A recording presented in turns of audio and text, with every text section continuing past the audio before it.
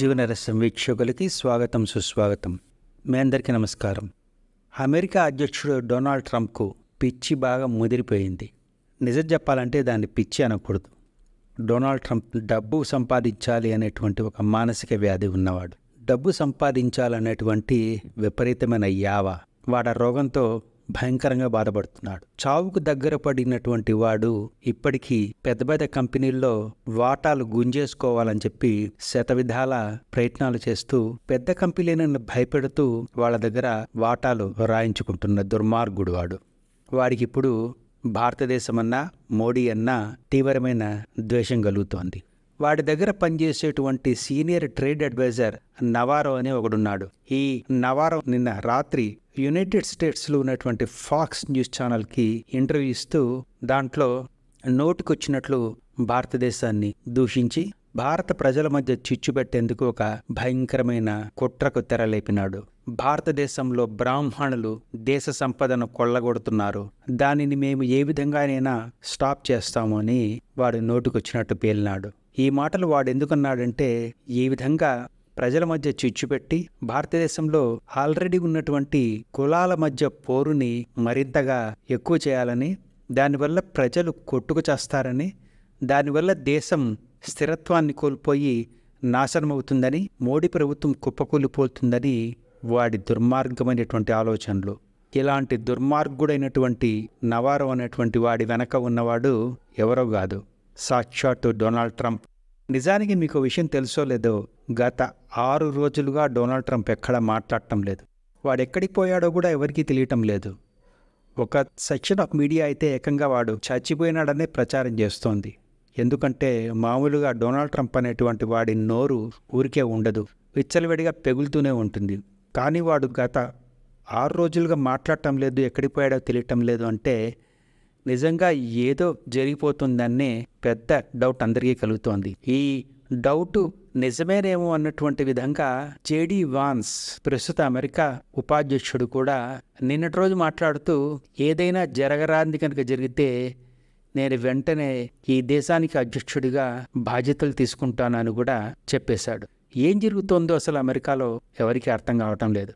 వాడు ఎందుకు మాట్లాడటం లేదో ఎవరికీ తెలియటం లేదు. భారతదేశంలోని కొన్ని బ్రాహ్మణ సంపన్న వర్గాలు రష్యాలోని ఆయిల్ కంపెనీల ద్వారా చమురును దిగుమతి చేసుకొని దాని ద్వారా భారతదేశ సంపదను కొల్లగొడుతున్నారు అని నోరు పారేసుకుంటున్నాడు. ఇదే కాకుండా భారత ప్రజలారా, మీరు ఇదంతా గమనించండి, మేము దీన్ని ఏ విధంగానైనా తప్పక అడ్డుకొని తీరుతామని కూడా భారత ప్రజలకు వాడు హామీ ఇస్తున్నాడు. వాడెవడు మనకు హామీ ఇవ్వడానికి? వాడెవడు భారతదేశంలో ఉన్నటువంటి బ్రాహ్మణుల గురించి మాట్లాడడానికి? నిజానికి ఆ మూర్ఖుడికి తెలియని ఒక విషయం ఏంటంటే, ప్రస్తుతం రష్యా నుంచి ఆయిల్ దిగుమతి చేసుకుంటున్నటువంటి రిలయన్స్ ఇండస్ట్రీస్ కంపెనీ అధినేత అయినటువంటి ముఖేష్ అంబానీ బ్రాహ్మణుడు కాదు. ముఖేష్ అంబానీ అనేటువంటి వాడు కోమటివాడు. ఈవెన్ అదాని కూడా బ్రాహ్మణుడు కాదే, జైన్. అదాని అనేటువంటి వాడు జైన మతస్థుడు. కాబట్టి అటువైపు అంబానీ కానీ ఇటువైపు అదానీ కానీ బ్రాహ్మణులు కానే కారు. వాళ్లే మొత్తం ఆయిల్ ఇండస్ట్రీని ఈ దేశంలో నడిపిస్తున్నవారు. మరి ఈ నవారో ఎందుకు బ్రాహ్మణులను దోషులుగా చూపిస్తూ దేశంలోని ప్రజలకు బ్రాహ్మణులు దోచేస్తున్నారు మీ సంపదను అంటూ రెచ్చగొడుతూ, మేము మిమ్మల్ని కాపాడుతాము, మీ దేశాన్ని కాపాడుతాము, ఇది జరగకుండా చూస్తామని మన దేశానికి వాడు హామీ ఇస్తున్నాడు అంటే, ఫ్రెండ్స్, మనమందరము చాలా జాగ్రత్తగా ఉండాలి. ఇదంతా ఒక టూల్ కిట్ గ్యాంగ్. ఇది నిజం చెప్పాలంటే ఈ సోకాల్డ్ అంబేద్కరిస్టులు ఉన్నారు కదా మన దేశంలో, వాళ్ళు ఇప్పుడు రెచ్చిపోతారు, ఇక విపరీతమైన గోల చేస్తారు. మేము ఎప్పటి నుంచో చెబుతున్నాం భారతదేశాన్ని బ్రాహ్మణులు దోచుకుంటున్నారని. ఇప్పుడు చూడండి, అమెరికా కూడా చెబుతోంది అనేటువంటి పెద్ద పెద్ద స్టేట్మెంట్లు ఇస్తారు.